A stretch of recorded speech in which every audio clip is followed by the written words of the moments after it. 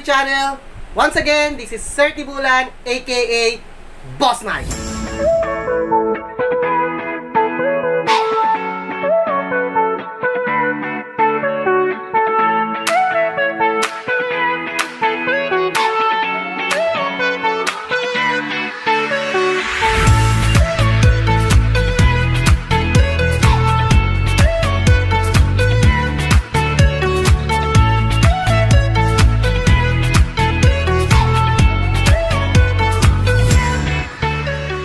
So ano ba yung tatalakayin ngayon natin sa araw na ito? So we have expressing fractions to decimal and vice versa.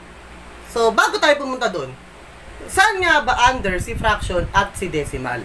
So meron tayong tinatawag na rational numbers. So ano ba yung sinasabi nating rational number?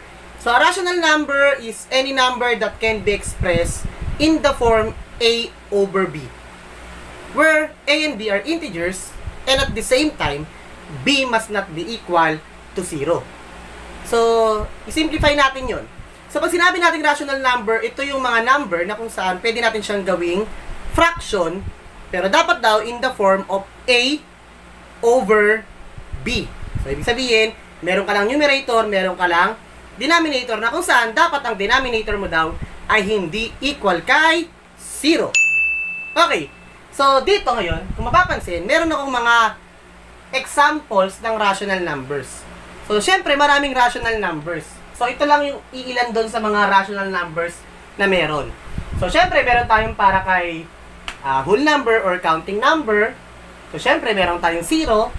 Meron kang negative 1 para doon naman sa mga integers. So, meron kang 0.5.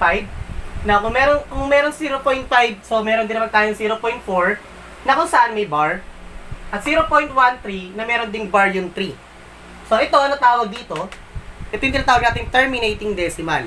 So, ano ba yung terminating decimal? So, ito yung mga decimal na kung saan finite yung bilang ng decimal. So, ibig sabihin, nabibilang natin kung ilan after the decimal point. Okay, so, ilan ba to? Merong isa lang. So, ibig sabihin, terminating. Unlike this one. Now, as you can see, ito yung tinatawag natin repeating or mas kilala siya sa tawag din na recurring decimal or recurring decimal. Ayan. R-E-C-U-R-R-I-N-G.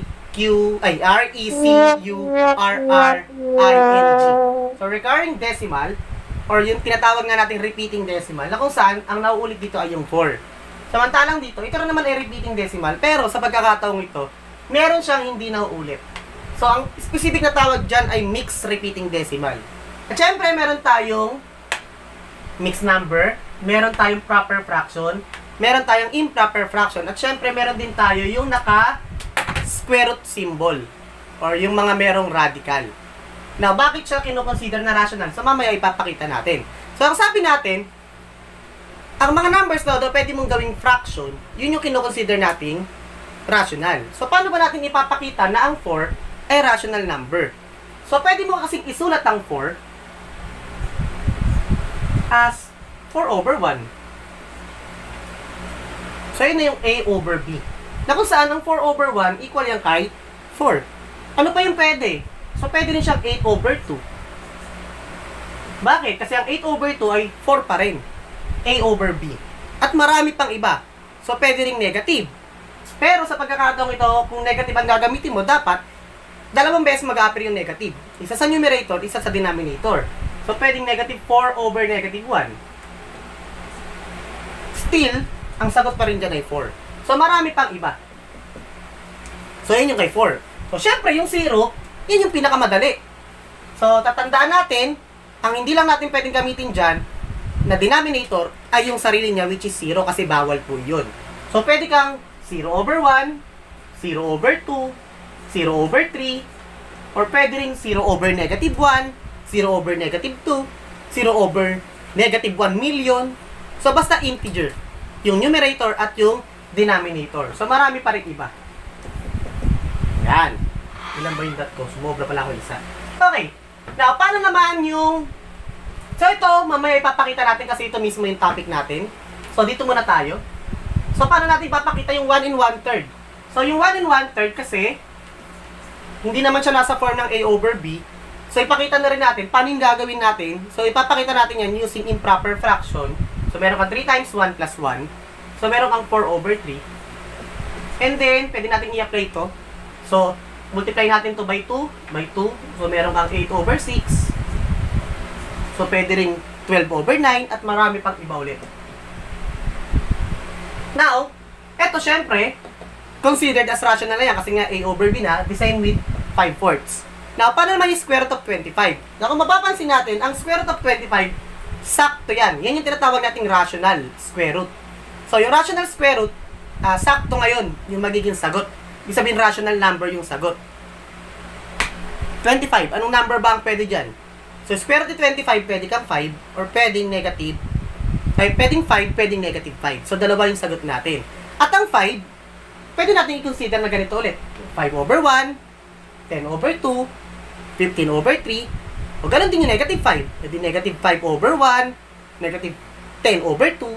So, kung mapapansin, lahat sila ay nagagawa natin in the form A over B. Kaya siya tinatawag nating rational numbers. So, ngayon, pupunta na tayo kung paano ngayon tayo mag-express ng fractions to decimal.